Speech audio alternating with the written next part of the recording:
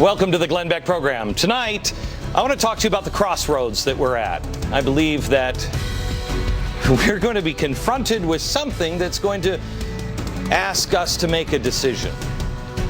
We don't want to be standing there going, yeah, I guess that way. The only way we can move forward intelligently is to learn history and understand the influences of the past. A very wise man said to me recently, he said, Glenn, you don't ever run from something. You run to something. Well, let's figure out where we want to run.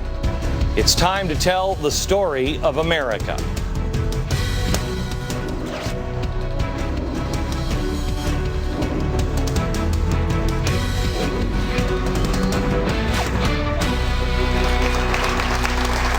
Hello, America.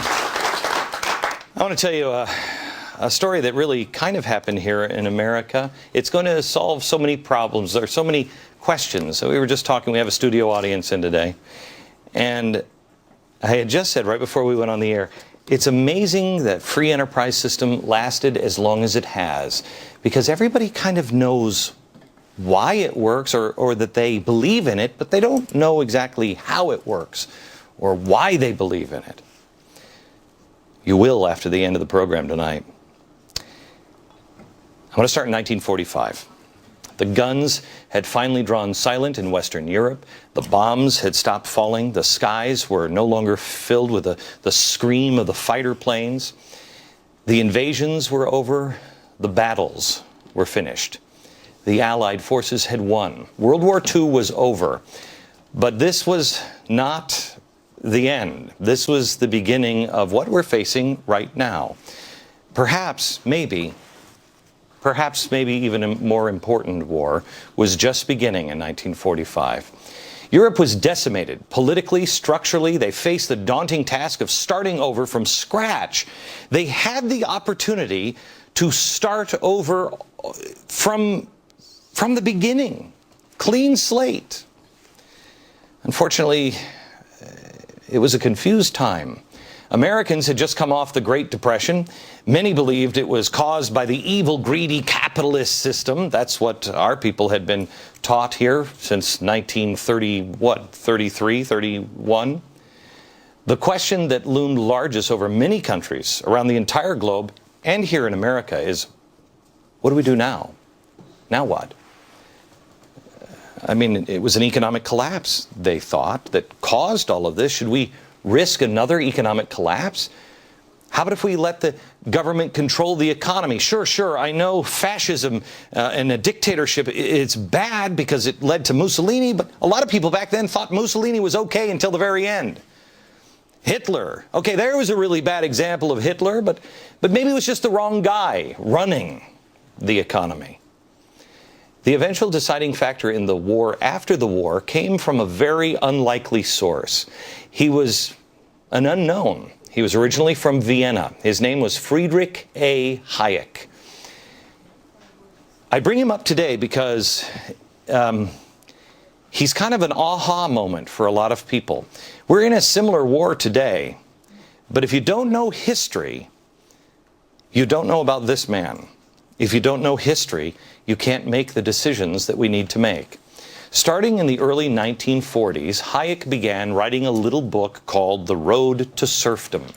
The book clearly and logically explained how any form of central government planning usually leads to serfdom or servitude, slavery. It extinguishes freedom. He wrote this because he couldn't understand why Great Britain was doing this.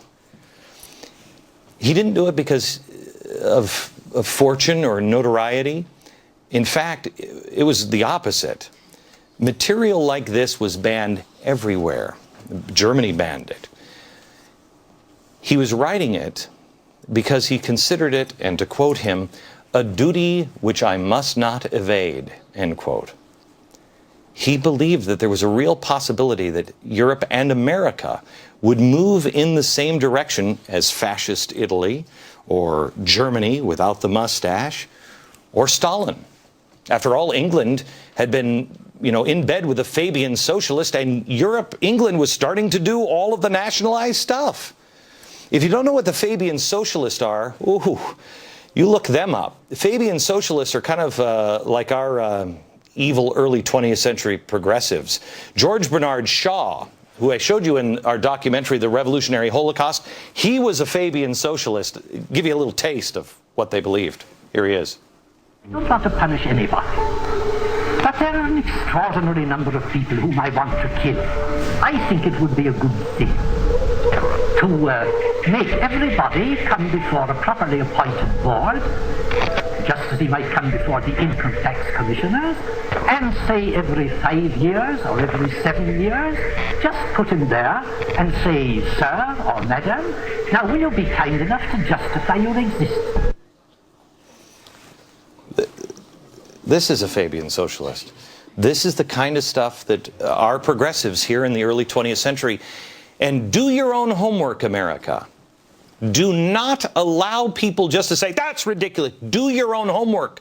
Look up their words. Frightening. Well, Hayek couldn't live with himself if he didn't write what he was thinking. He didn't know if anybody would read the book. He initially wrote the book for just the British because he saw George Bernard Shaw, a man who we now are taught in school as a genius. He could see the road that the British were traveling down. He had no earthly idea that it would take off and people would really read it, but it did take off. First, he couldn't even find a publisher. Nobody ever was like, what? Are you kidding me? They only printed 2,000 copies. That was gone overnight. Within 6 months, 30,000 copies were sold. American publishers, they were skeptical. They were also skeptical of this author as well. They said, Ayn Rand, she didn't really understand communism or socialism. She lived in Russia.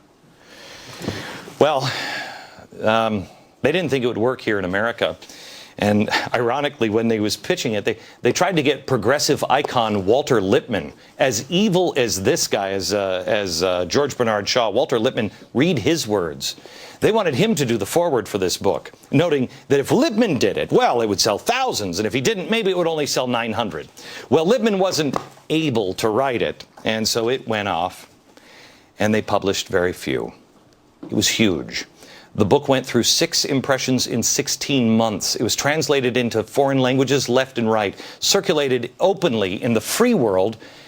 And as you will find out by the end of the program tonight, underground, the underground behind the Iron Curtain, people literally risked their lives to read it. It took off here in America after Reader's Digest published a condensed version of the book in 1945. Reader's Digest had a circulation at the time of 5 million people, and the little journal was provided to every American serviceman, a home and abroad, and they read it, and they got it, and they loved it. And I think they loved it because it's easy to understand. It is, as Thomas Paine said, common sense. Things like this. A man does not and cannot know everything. And when he acts as if he does, disaster follows. Good common sense.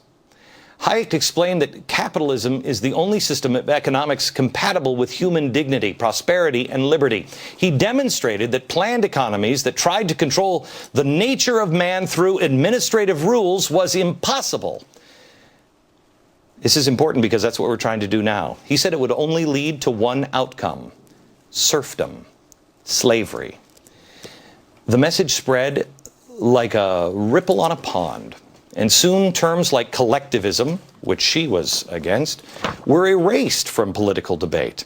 Anyone defending government central planning was discredited. This book was like Mike Tyson in his prime, right hook to socialism in Western Europe and in the United States. But the influence didn't stop there.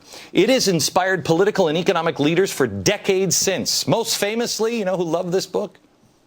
Ronald Reagan. Reagan praised Hayek. He talked about people waking up to the dangers of big government. He said this guy did it. That brings us to today. We're in trouble. We have fallen off the wagon. We don't even know what we're doing anymore. People can't defend their point of view. A few years ago, it's probably 5 years ago, I started asking myself questions, and I bet you every single member of the audience has asked themselves this. Maybe you have. How did this happen to us? How did we get here? How are we here? Nobody had any answers.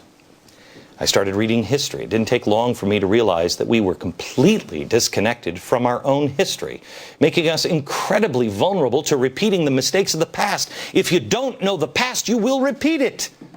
Look what we're doing.